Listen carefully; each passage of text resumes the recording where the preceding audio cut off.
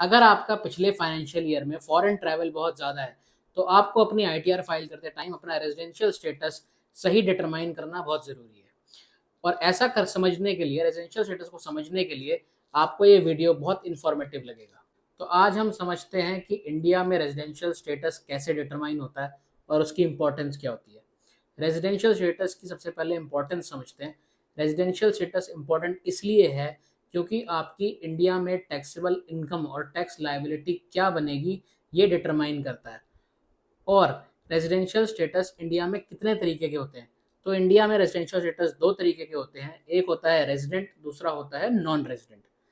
Resident के अंदर दो सब क्लासिफिकेशन होती है, जो कि होती है ordinary resident and not an ordinary resident. Ordinary resident India में वो लोग हैं जिनका stay in India in a particular financial year is 182 days और मोर, या फिर in a financial year 60 days or more, and in preceding 4 financial years it is 365 days or more। Not an ordinary resident India में वो लोग होते हैं जो कि पिछले 10 सालों में किन्हीं भी 9 सालों के अंदर उनका रेजिडेंशियल स्टेटस नॉन रेजिडेंट का है, या फिर उनका पिछले 7 सालों में stay in India is 729 days और मोर। अदर कैटेगरीज जितनी भी हैं इसके बाहर वो सारे लोग नॉन रेजिडेंट होते हैं। तो अब ये समझते हैं कि इंडिया में कौन कौन सी इनकम टैक्सेबल होती है। रेजिडेंट की इंडिया में ग्लोबल इनकम टैक्सेबल होती है, और वहीं पे नॉन रेजिडेंट की सिर्फ वही इनकम इंडिया में टैक्सेबल होती है जो कि accruing and arising in India हो, या फिर वो सोर्स्ड फ्रॉम इंडिया हो। तो अब आप ये समझिए कि अगर आपका पिछले साल में फॉरेन ट्रैवल बहुत ज़्यादा रहा है तो आपको अपनी आईटीआर फाइल करते टाइम अपना रेजिडेंशियल स्टेटस करेक्टली डिटरमाइन करना बहुत ज़रूरी है।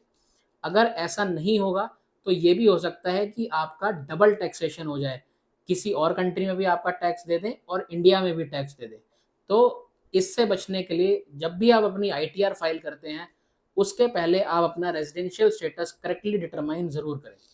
तो अब ये समझते हैं कि अगर आपकी कोई ऐसी इनकम है जो कि इंडिया में भी टैक्सेबल है और फॉरेन कंट्री में भी टैक्सेबल है, तो इस केस में आपका दोनों कंट्रीज में टैक्स बन जाएगा।